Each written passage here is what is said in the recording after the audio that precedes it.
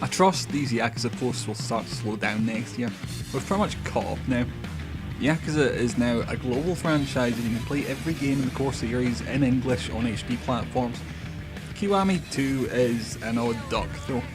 Not only is it a remake of 2, it's a sequel to Kiwami that references 0 and uses the engine and core gameplay from 6. And being a lower key entry in the series, it seems to have more in common with the PS3 games than anything we've had in the last couple of years. It kind of feels right for it to be the last numbered entry I hadn't played before. It's something of a summary of the whole series up to this point. The downsides of Kiwami 2 are mainly the things taken reverentially from the PS2 game.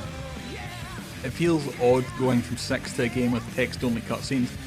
Most of the side quests feel kind of tame and stale in comparison to what we've had in recent games, and the zanier new ones really stick out in a way that feels unnatural.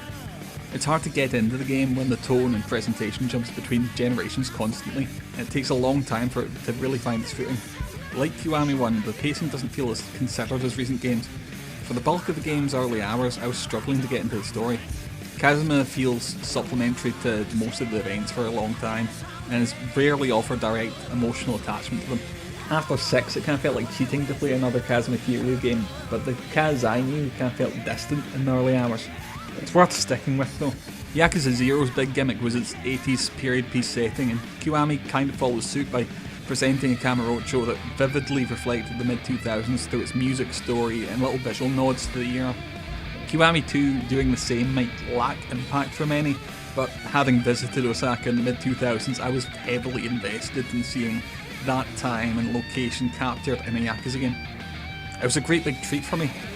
The new engine offered 6's Kamurocho a whole new level of tangibility. That improvement goes into creating the most detailed and believable version of Sotenbori 2.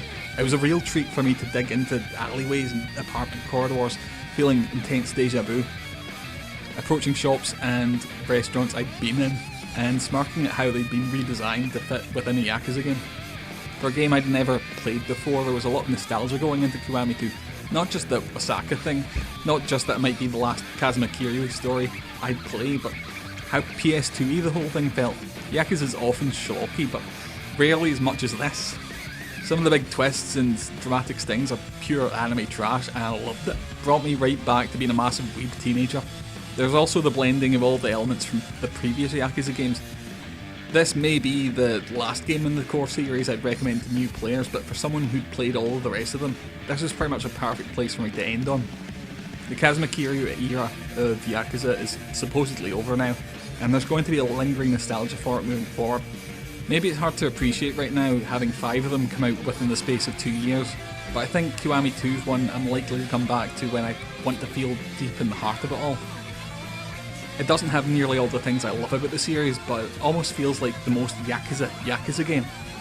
I have my issues with it, but I'm glad it's here for when I need it.